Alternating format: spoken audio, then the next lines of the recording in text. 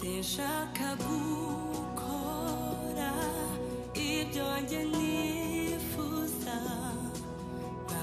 nkoresha icyo wampamagariye sinshaka kuba jyewe nifuza kuba nkamimidura uwo wampamagariye.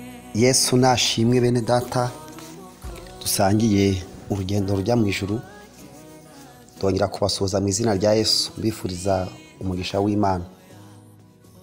Uyu mwanya ndagira ngo twongere turebere hamwe ijambo ry'Imana.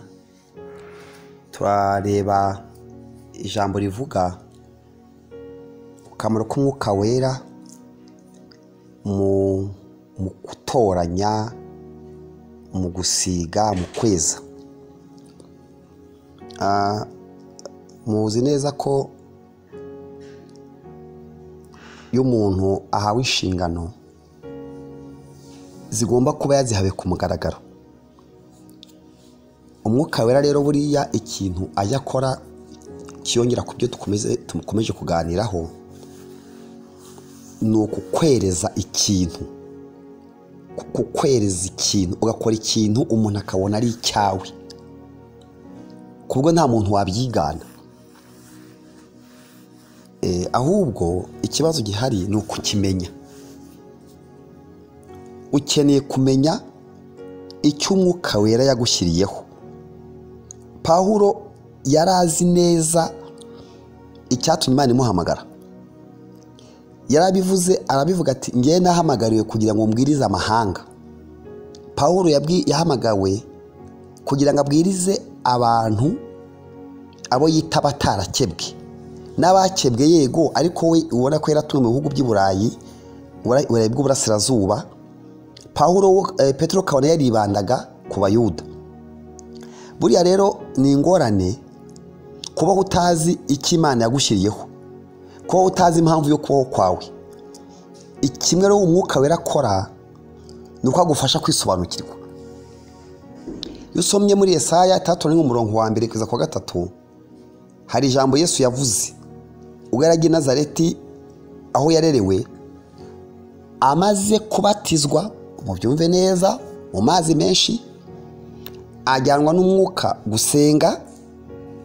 Avuye mu masengesho avuga ijambo rikomeye, aravuga ngo umwuka w'umwami Imana ari kuri nge. Ariko igikomeye si ukumubaho gusa, ahubwo Yesu yamenye icyo uwo mwuka yaje gukora ku buzima bwe ndetse n'icyo yaje gukora ku bandi.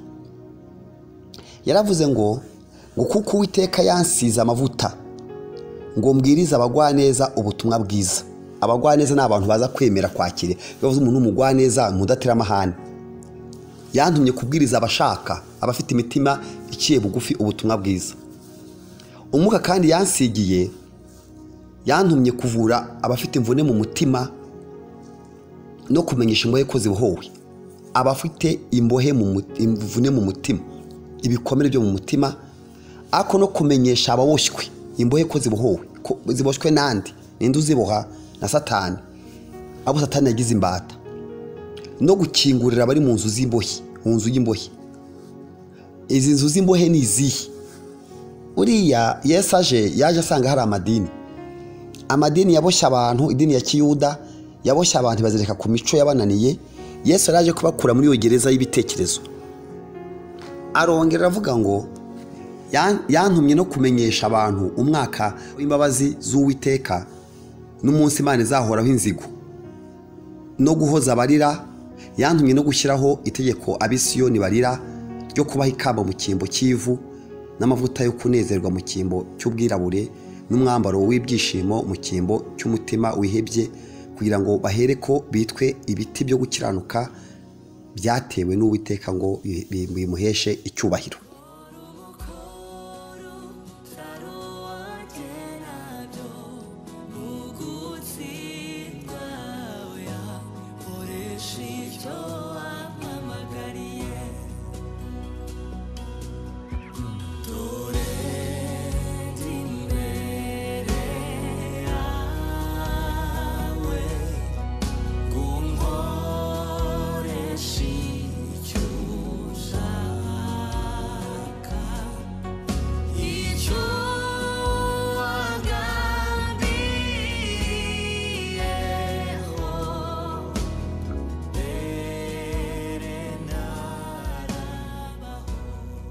iyo rero umuntu azi icyo yashyiriweho, uzasoma mu bami usome umugani w'ibiti ibyitoramo umwami.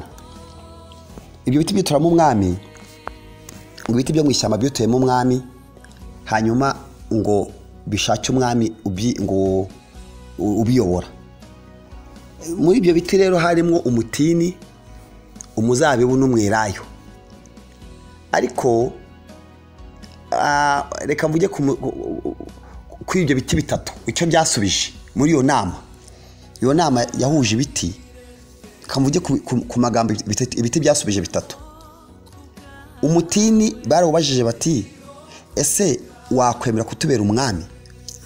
Umutini uravuga ngo sinarekeshwa kwera imbuto zanjye ziryohera abantu n'Imana. Niko yavugaga ngo njye guhungabana hejuru y'ibiti, ndeke kwera imbuto njye mu nshingano zitari zanjye. Ni ukuvuga ngo icyo giti cyitwa umutini cyari kizi impamvu kiriho. Babaza umuzabibu bati umuzabibu kugira imbuto nziza watubera umwami? Giti kiti oya, inshingano zanjye ndazizi ntago nazivaho. Noneho babaza umwelayo bati se wowe agiti we kugira amavuta meza utubereye umwami ntibyatushaho kuba byiza? Umwelayo aravuga ngo sinarekeshwa amavuta yanjye yomora ibisebe, akiza indwara, atunza abantu, ahumura, ngo njye guhungabana hejuru y'ibiti. Hanyuma haboneka igiti cyitwa umufatango kiti ngewe ni mu ntore, nimumara kuntora ako mubu kibazo ngira ati ngewe mbana n'amahwa. Ati kandi uburyo bwonyine nabonye ikintu nabonye kinkorerwaho nuko ntwikwa.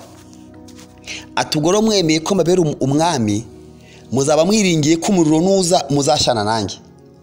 Akintu nshatse kuvuga kuri ibi biti ni ukumenya buri giti cyagenda gisubiza kiyiziho icyo umuntu abereyeho. Buriya rero ni ingorane mu buzima kuba wumva uriho gusa utazi icyo umwuka yaguhereye kuba cyo. Ntabwo Imana yaguha agakiza gusa ngo birangire. Iyo Imana iguhamagaye ihita ikubwira icyo uzakora. Ubyumva gute? Ubimenya ute? Iyo utabizi abandi barabikumenyera. Paulo yarebye Timoteyo aramureba aramubwira ati iyo nkureba ati mbona uri timide, ati hari impano z'Imana ziri muri wowe zasinziriye. Aravuga ngo usese impano y'Imana iri muri wowe yaki. Ni ukuvuga ngo hari igihe tuba dufite impano dukeneye umuntu utubwira ko tuzifite. Akenshi twarabibonye ko dukeneye umubyeyi wo mu mwuka. Kera byabagaho umuntu akorera akajya amenya umuhamagaro wawe n'ukuntu umuhamagaro ukura.